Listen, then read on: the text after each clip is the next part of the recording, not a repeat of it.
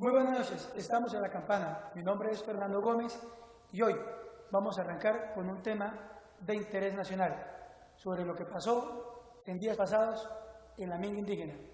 Entonces, hoy me acompañan aquí en el estudio el padre huérfano y Héctor Fabio Ruiz. Padre, buenas noches. Muy buenas noches para usted, para el invitado que nos acompaña y para todas las personas que nos están viendo a esta hora en La Campana. Héctor Fabio, buenas noches. Buenas noches, Fernando. Buenas noches a todos los televidentes de este programa La Campana, que tengo entendido inicia hoy sus actividades, y buenas noches también al padre huérfano y a todos los televidentes, reitero. Bueno, arranquemos entonces. Días pasados tuvimos el tema de la minga indígena, todo lo que tuvo que ver con este problema que luego se trasladó a vías de hecho. Entonces, quería preguntarles, ¿quién ganó y quién perdió? ¿Quién ganó y quién perdió, padre? Bueno, ¿quién ganó? En este momento yo diría que hay como un empate en el país. Desafortunadamente tenemos que hacer un contexto, y es que las comunidades indígenas, los sectores campesinos, los sectores afros que participaron de la minga, la misma gente de Irutuango que estuvo participando también, la misma gente del Huila que vino, los mismos líderes que vinieron en representación con unas comunidades de Río Sucio. Recordemos que por qué se le hace la invitación, él en campaña había prometido a las comunidades indígenas comenzar en los territorios a dialogar. Entonces yo pienso que en este momento, si vamos a ver de perdedores, veo como un gran perdedor al presidente Duque, porque no le cumplió la palabra al pueblo indígena, a las comunidades, lo que había prometido en campaña y lo que había prometido también en la mesa técnica que se realizó. Ganadores, yo diría que no. La verdad yo pienso que inclusive los colombianos también salimos perdiendo porque se nos elevaron los precios y los productos. Pero en últimas, esas son las consecuencias en ocasiones de no escuchar las comunidades y no mirar de pronto el contexto social de estas comunidades y responder acertadamente con un gabinete a estos sectores. Héctor, ¿quién ganó, quién perdió? Bueno, empecemos por decir que hay varios tópicos. Está el tópico político, el económico, el administrativo del gobierno. Yo diría que básicamente yo estaría de acuerdo con el padre huérfano en que no hubo ganadores, más bien hubo perdedores, y perdió el sector comercial, el sector económico del Cauca, del mismo Valle del Cauca, del Huila, de Nariño, porque, y eso lo reportaron los medios de comunicación, es cierto que hubo pérdidas de parte de los productores y los comercializadores. Además, perdieron los consumidores también porque se encarecieron los productos. Un mercado se dicen que aumentó más o menos en un 30% en el tiempo que duró la minga indígena. En el campo político hay versiones distintas. Yo diría que ganaron quienes estaban apoyando la minga indígena de la parte política, que en campaña ahora, porque estamos en un año electoral, aprovecharon esa circunstancia, y entre los sectores de opinión defensores de las solicitudes de los indígenas, de las reivindicaciones de los indígenas, ellos ganaron de alguna manera porque van a obtener un buen resultado electoral de parte de ese tipo de seguidores. Pero también pienso que ganó el presidente de la República, porque él tenía, digamos que una doble ventaja: ganar con sello y con cara. ¿Y qué es? Si él se somete a las peticiones, ganaría en el sentido de que estuvo de acuerdo con todas las peticiones, y si no lo hace, también gana porque las personas que dicen que no debe ser tan concesionario, que no debe someterse tanto a caprichos, dicen unos, o a las exigencias, inclusive llegan a términos que yo no comparto, pero que dicen la gente en algunas oportunidades, de sentirse un poquito chantajeado por los indígenas. Entonces esos sectores también, pues diría que el presidente hizo lo que hizo. Ahora, no estoy de acuerdo con el padre huérfano cuando dice que el presidente incumplió promesas de campaña. Yo que conozca, yo trabajo en el sector político como analista y también como consultor político, no recuerdo que él haya hecho un compromiso, él como él, con los indígenas del CRIC en este caso y los del Huila y Caldas. Esos pactos estaban firmados por un presidente anterior, digamos que no fue un compromiso de campaña, o sea que él no es que incumplió. Ahora, si lo que quiso decir el padre huérfano es que no se cumplió a rajatabla lo que se había comprometido el presidente anterior, pues seguramente no, porque el presidente está sujeto a un presupuesto nacional que tiene unos rubros establecidos y seguramente, como tengo entendido, no alcanzaban para todas las peticiones. Sin embargo, lo que tengo entendido es que se firmó un acuerdo, por lo menos en una primera instancia, y de todas maneras, en ese sentido, sentido sí salen ganadores al final, después de haber perdido tanto, todos porque se pusieron de acuerdo por lo menos en la parte inicial mínima. Yo le quiero aclarar algo. En campaña, el señor presidente Duque fue a las comunidades indígenas y se tomó la foto, hasta se vistió y mandaba los twitteres: yo estoy para trabajar con las comunidades indígenas y ustedes serán mi prioridad.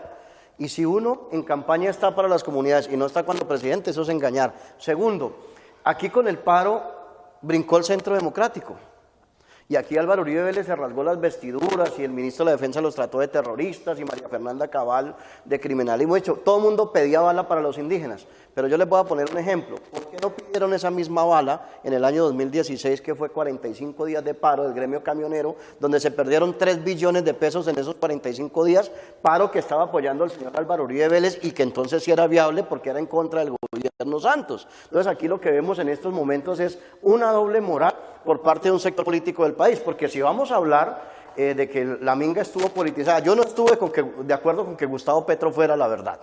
Yo sí le soy franco, yo tengo que decirlo, nunca estuve de acuerdo con que Gustavo Petro visitara la minga porque ya le da un tinte político, estoy de acuerdo en eso, pero tampoco estuve con la posición de criminalizar y satanizar la protesta, como lo hizo el señor Álvaro Uribe Vélez, a tal punto de que en Twitter el país interpretó bien o mal, justificó casi que masacres en Colombia prácticamente. Él dice que era otro tipo de masacres. Yo como defensor de derechos humanos lo determino otro tipo, yo lo determino más por el lado de la motosierra, así ningunos estén de acuerdo, pero en el 2016, 3 billones de pesos y ahí sí ningún sector del país brincó y no podía brincar porque era Álvaro Uribe Vélez el que estaba apoyando en ese entonces el paro camionero.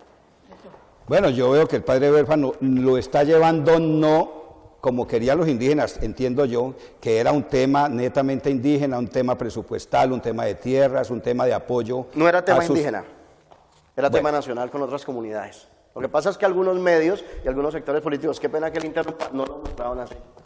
Bueno, yo aspiro que así como le permití claro hablar, sí, pues me dejara, pues, para no desilvanarme donde estaba. Es que lo que estoy diciendo es que usted está llevando este debate al tema netamente político, porque está hablando de Álvaro Uribe, que el Centro Democrático.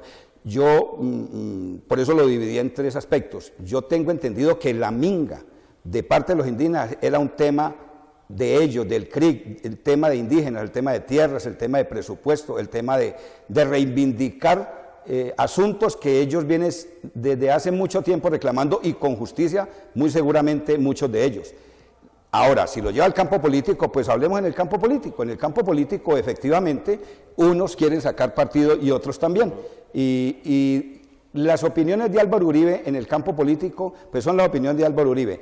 Yo me voy a la opinión del pueblo. El pueblo caucano se pronunció en contra, no de los indígenas, sino de las vías de hecho de los indígenas. Yo, que soy un cultor de la juridicidad en Colombia, pienso que, y como está establecido en la generalidad de las gentes, en el derecho de gentes, los derechos de las personas van hasta donde se atropellan los de los demás.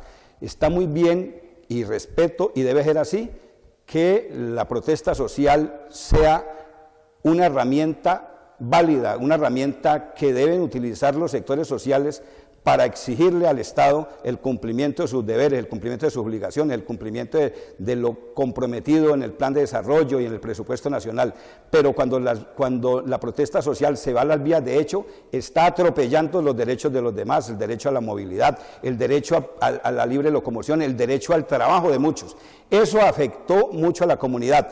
Muchos esperaban políticamente que como se acercaba la Semana Santa, porque también fue estratégico, eso es una medida de presión, y hay quienes dicen, es que es muy bueno presionar a ese punto para que se pierdan miles de millones de pesos, para que fracasen y para que se quiebren los pequeñísimos comercializadores y productores. Pues bueno, seguramente les dará resultados en algún momento, y lo que esperaban era que el presidente cediera a las presiones a tal punto de que fuera y hiciera. Yo recuerdo y tengo en la voz de uno de los dirigentes indígenas que dice que si la ministra no obedece, nos tomamos a Popayán. Obedece. Esas palabras no son buenas en el diálogo, porque eso de que venga y obedezca lo que nosotros decimos o pedimos no estaría muy bien. Entonces, en el campo político, los que esperaban ese rédito, que el presidente presionado fuera para el tema de la Semana Santa, se encontraron con que resultó lo contrario. La gente de Popayán, los afectados económicamente, se fueron lanza en ristre, fue contra los indígenas. No debería ser así, también con vías de hecho no debería ser así, pero fue una reacción solución a la situación de vías de hecho que hizo la minga indígena.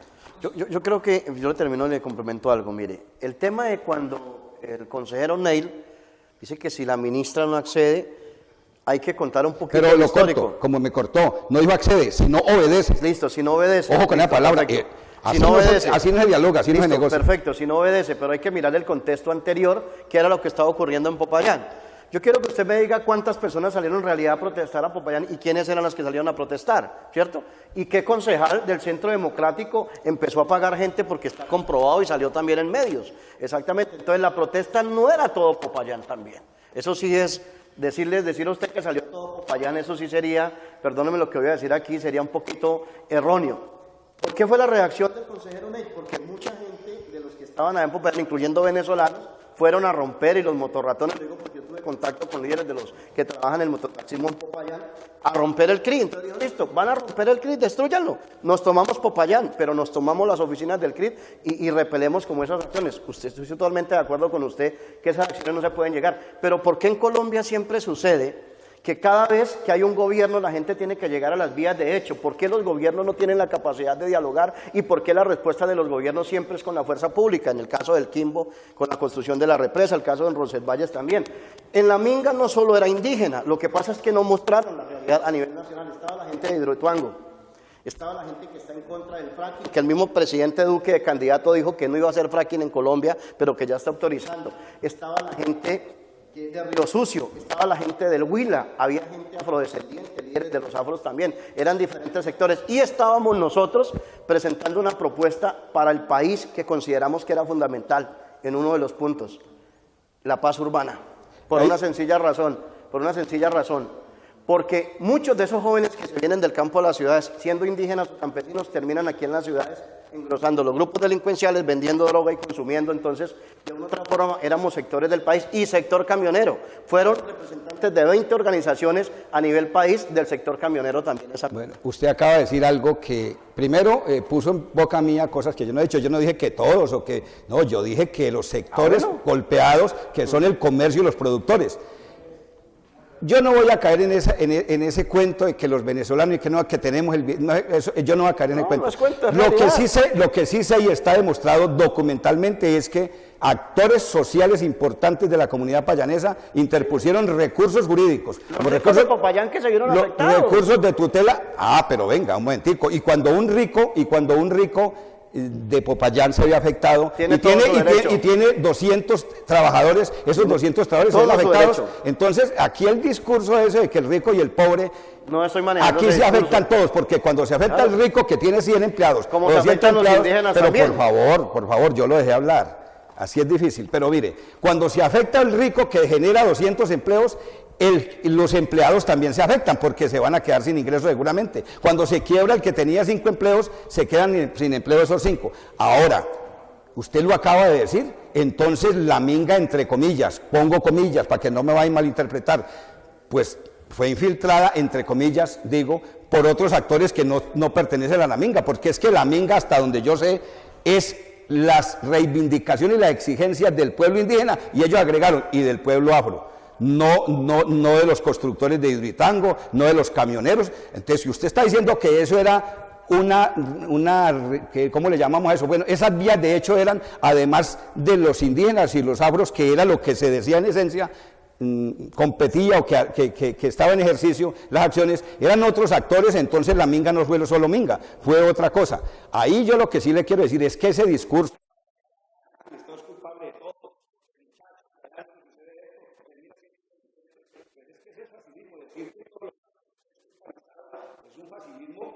sí hace parte de nuestra idiosincrasia, porque aquí echarle la culpa a los demás es muy fácil. Uno a veces no dice, hombre, el muchacho que tuvo la oportunidad de estudiar o de irse por la vía criminal, prefirió irse por la vía criminal. No, es que el muchacho fue por la vía criminal por falta de oportunidades, cuando de pronto sí las tuvo. Esos problemas sociológicos son de estudios a veces particulares para llegar a lo general. No vamos a entrar en esas generalidades, pienso yo. Aquí el debate, según me plantea, es la minga como con su nombre originario de los indígenas desde los precolombinos, aquí aceptado por ellos, que las comunidades afros también pudieran participar, es esa. Si nos vamos a circunscribir a los problemas nacionales, el debate apenas va a empezar, padre, y será de muchos otros programas.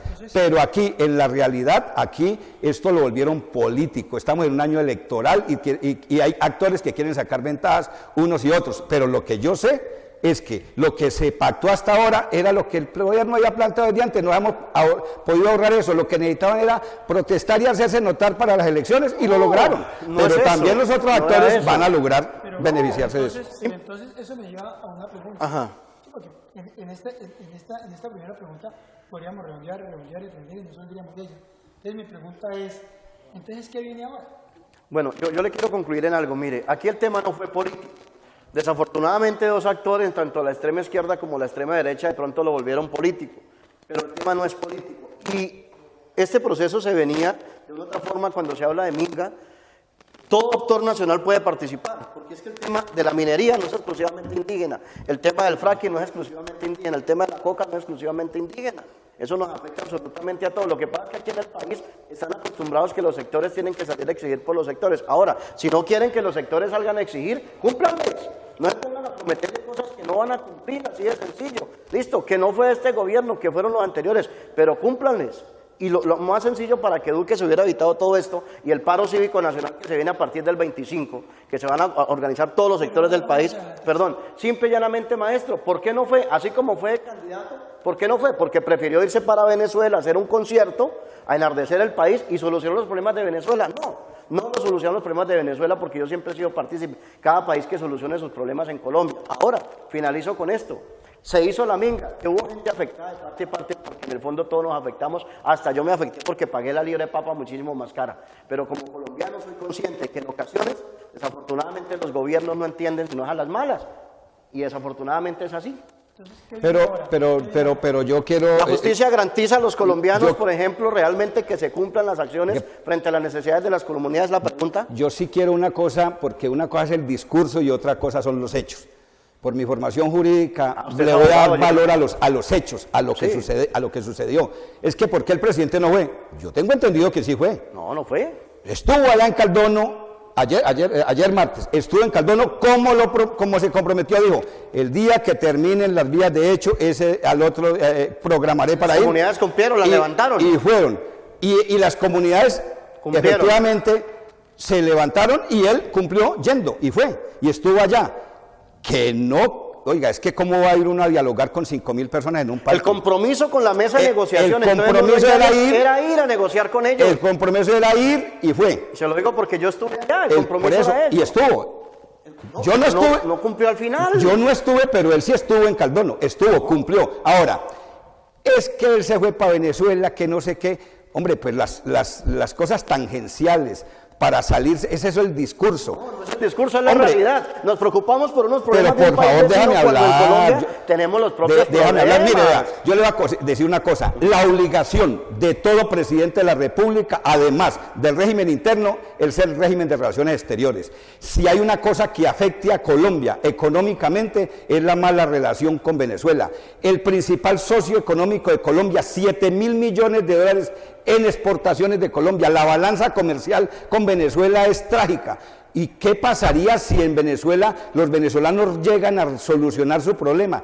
Que volvemos a tener una balanza de pagos importante con Venezuela. Vamos a tener un crecimiento económico porque exportar 7.000 millones de dólares sería maravilloso para el país. Y el presidente de Colombia no es para aislar del mundo y Venezuela es nuestro vecino, nuestro socio comercial. Y le cuento, la afectación que tiene el país por 2 millones de migrantes, ¿sabe cuánto le cuesta a Colombia atender en salud a esos 2 millones? Y al caso miles y miles de millones de pesos. Escuchen, entonces usted se nos vino un tema de Venezuela y ese será tema de otro debate. ¿Sí? El problema es que si estamos en lo de la minga, yo quisiera que nos circunscribiéramos a la minga, porque con discurso para demostrar que el presidente está equivocado. No es discurso para demostrar de que entonces, el presidente está equivocado. Ahora no se trata de decir si el presidente o no se equivoca en su estrategia o en lo que sea. La realidad del país. Usted entonces, no habla de lo jurídico, los hechos indican que la minga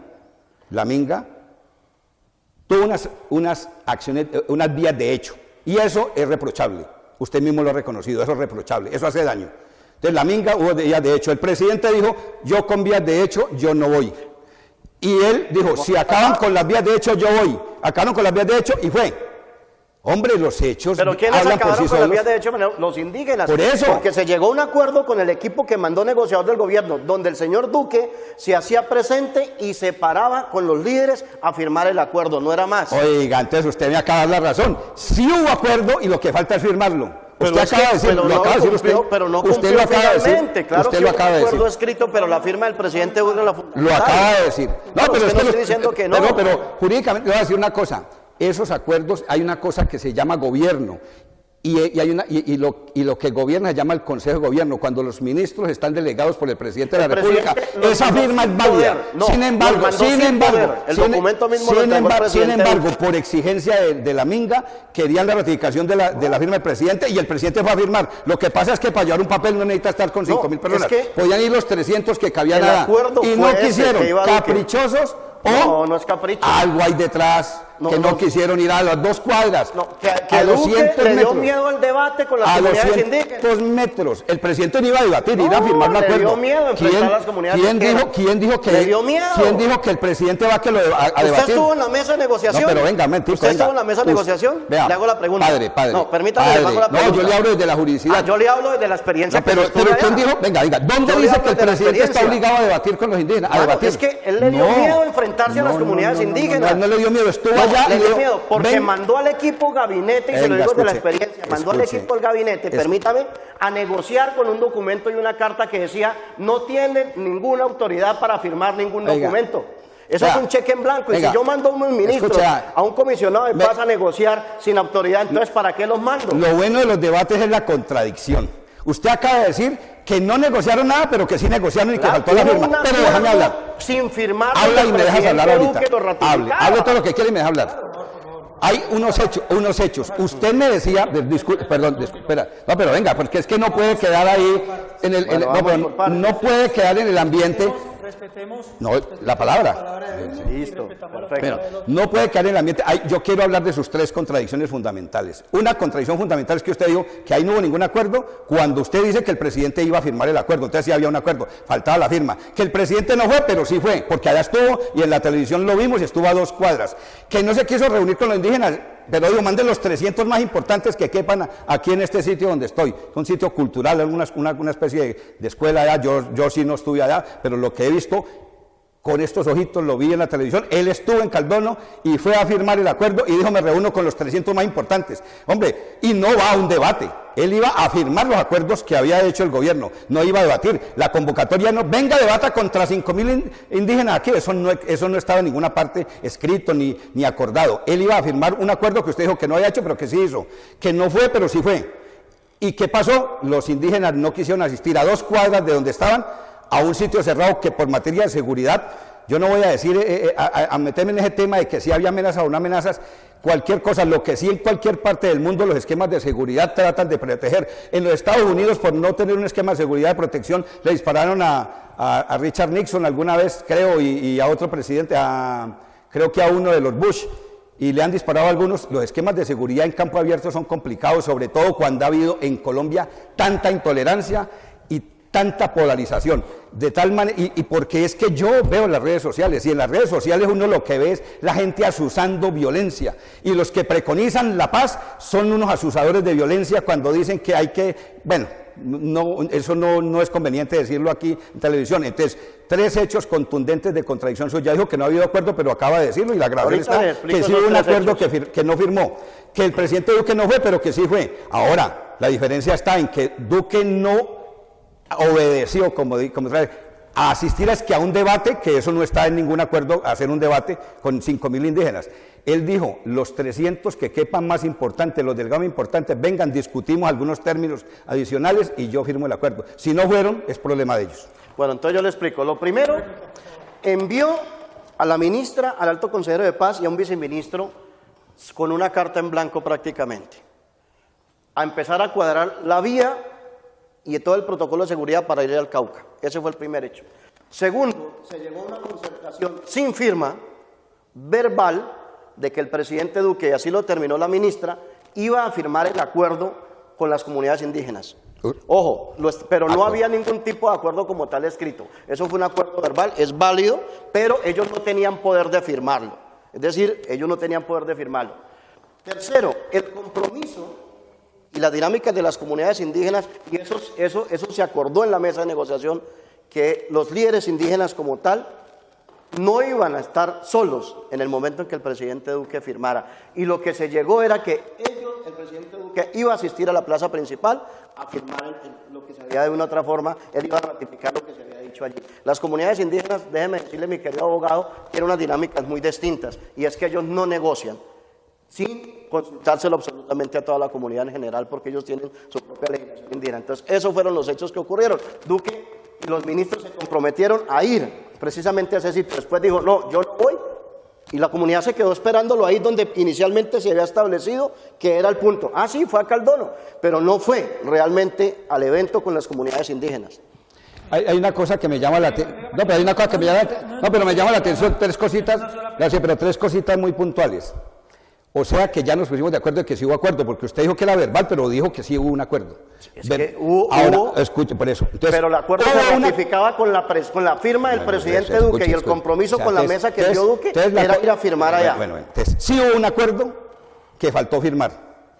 Yo no puedo decir, porque yo no lo he visto en físico, pero los acuerdos a ese nivel yo no creo que no queden documentados. Si no están escritos, por lo menos están grabados en un audio o en un video. Porque yo no creo que a ese nivel de conversación, ni los indígenas son ingenuos y tontos, porque yo los conozco muy brillantes, y hay unos muy formados académicamente y con doctorados, y tengo dos amigos que tienen doctorado indígenas, uno que está estudiando en la UNAM en este momento un postdoctorado.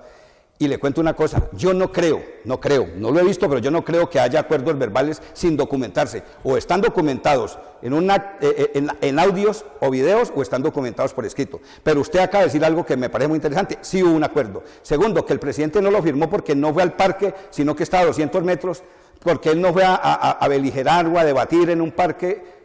Se trataba de que fuera a firmar unos acuerdos, no de ir a hacer un espectáculo de eso.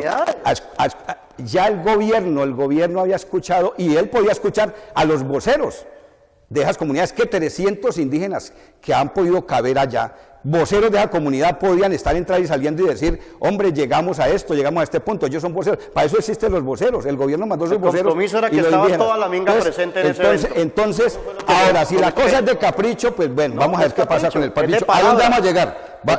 Yo respondo lo que pensaría yo que puede llegar a suceder. Hay un acuerdo que los acuerdos se cumplen o no se cumplen, o se cumplen parcialmente.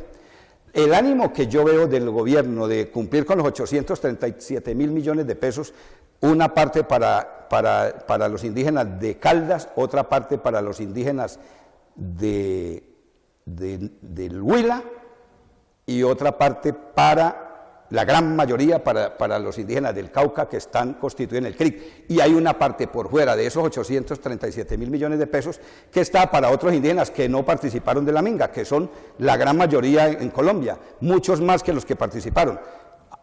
Ahora no van a decir, no, es que esta representación, mire, los guambianos, pues lógicamente ellos tienen una dinámica distinta, hay otros, los emberas, unos van empujaditos, otros no asistieron, porque ellos los desplazamientos son complicados, que ellos los que están más monte adentro, para llamarlo de alguna manera.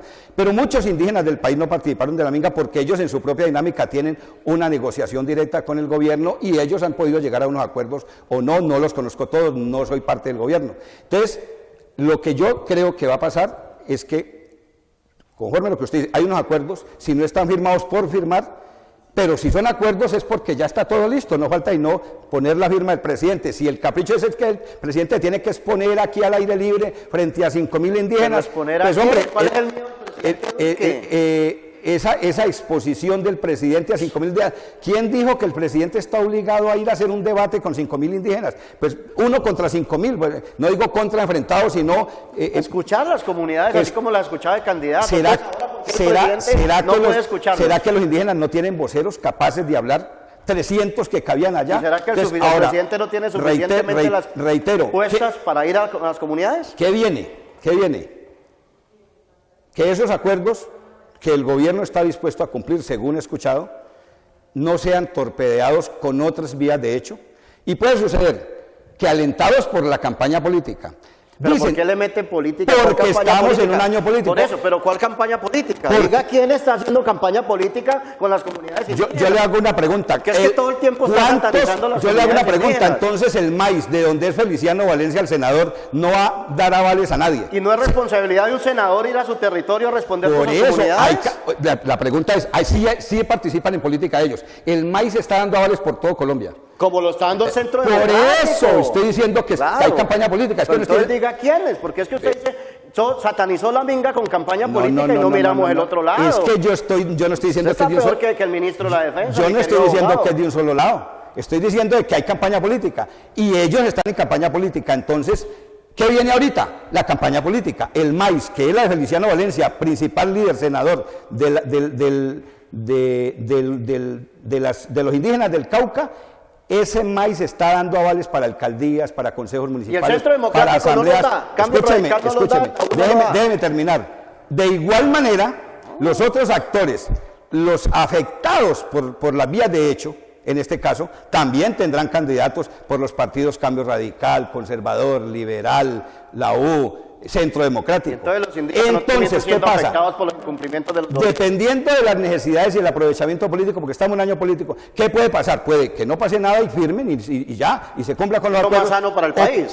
Entonces, Es lo más ya sano. el balón está en la minga. Si ellos aceptan que el presidente vaya y les firme en un sitio cerrado seguramente, donde asistan unos delegados, o vuelvan y salgan a las vías de hecho y vuelvan y pongan al país de cabeza como lo pusieron en los últimos días anteriores. Dejan de lo del 2016, ¿qué? ¿Qué viene ahora?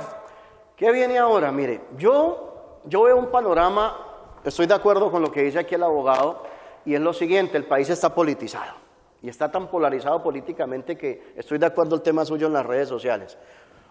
O es de Petro, o es de Uribe, pero aquí ya no hay más. La extrema derecha y la extrema izquierda, y cuando las dos se unen, hacen choque. ¿Qué me preocupa a mí? Que a partir del 25 se entre una gran minga nacional de organizaciones indígenas, y que otros gremios como el gremio camionero transportador de carga, donde Duque le firmó unos compromisos o acordó con ellos y ahora les firmó un decreto donde les acaba el 1 a 1, es decir, que ya no van a recibir plata por chatarrización, comiencen también a entrar un paro nacional indefinido, lo que ellos llaman una inmovilización. ¿Cuál sería la salida?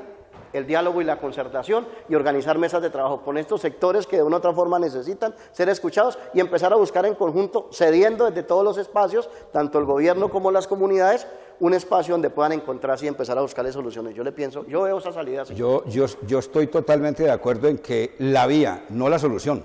El diálogo es la vía para buscar la solución. Porque el diálogo por sí solo no es ninguna solución, el diálogo es el medio para llegar a encontrar las soluciones.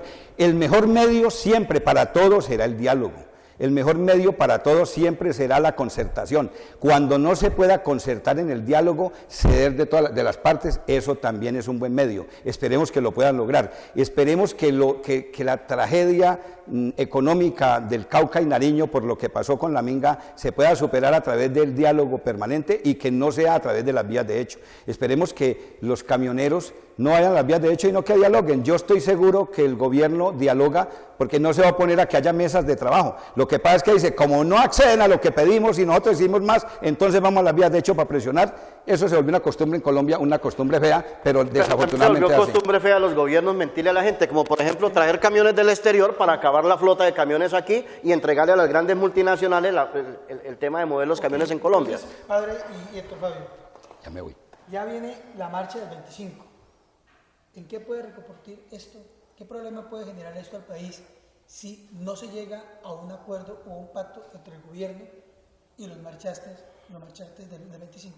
Mire, yo pienso que si el gobierno tiene un equipo de asesores fundamentales, ya en este momento estarían entablando, lo reitero, mesas de diálogo. ¿Qué puede repercutir? Que el país a nivel nacional se va a unas vías de hecho, unos bloqueos, donde en el fondo todos nos vamos a ver afectados y el presidente le está midiendo el pulso a las organizaciones sociales hasta dónde pueden resistir y que no le vaya a pasar lo que le pasó a Santos cuando dijo el tal paro no existe, que le tocó reversar. Lo ideal es que no exista eso y exista diálogo y concertación. Ese es el camino que yo invito. Fíjese que sí puedo estar de acuerdo con el padre Belfano, pero yo no lo veo en una sola vía. Yo creo que el presidente le está midiendo el pulso a las organizaciones sociales y las organizaciones sociales le están midiendo el pulso al gobierno, al presidente de la República.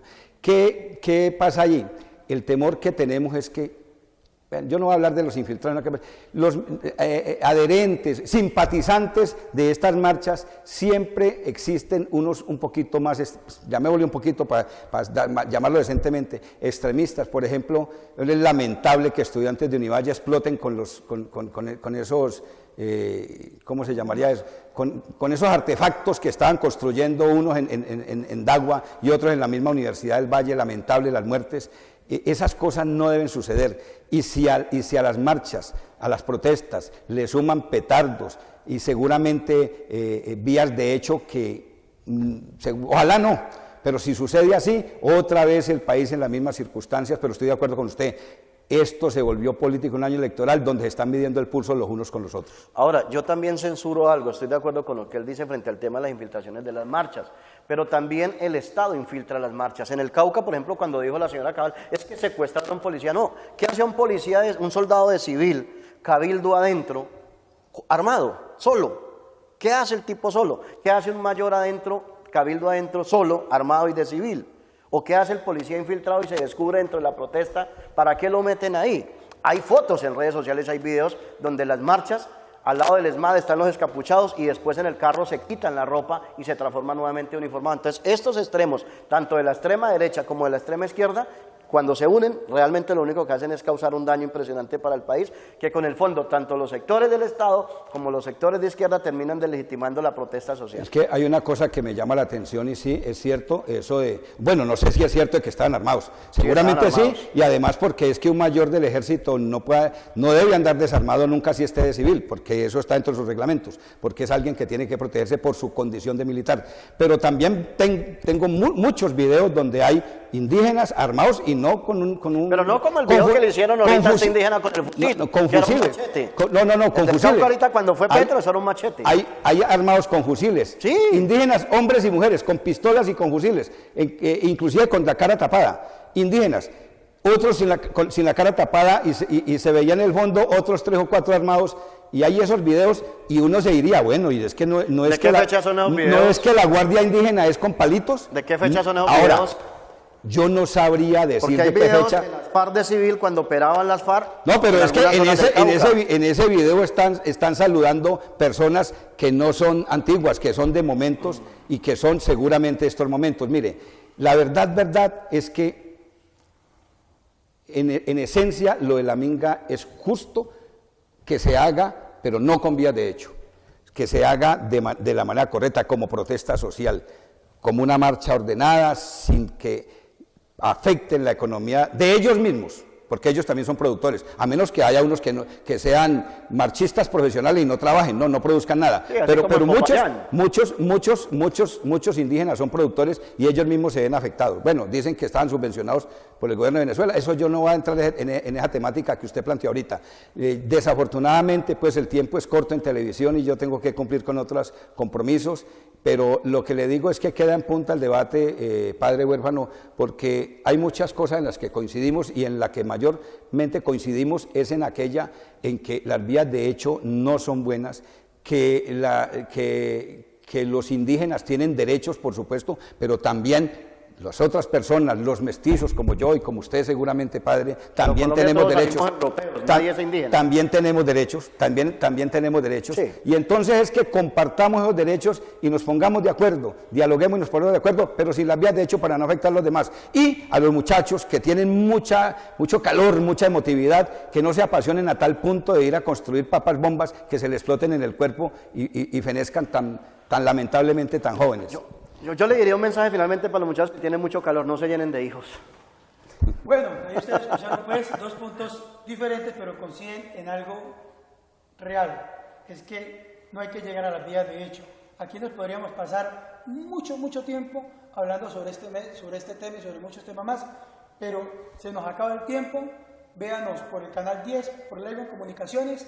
A partir de mañana estaremos en la noche. Y recuerden, el que no esté en la campana es no suena. Soy Fernando Gómez, con la dirección de Paulina Arango. Héctor Fabio, gracias. Pero yo sí quería decirle, diciendo lo que usted dice, que es porque no suena, yo diría que el que no suene la campana no existe. Bueno, ahí está, ya lo escucharon. Bueno, muchas gracias a todos por habernos acompañado en el día de hoy. Un abrazo para todos. Muchas gracias. Y espérenos con otro debate aquí en La Campana. Muchas gracias. Buena noche para todos. y no esperemos, presidente.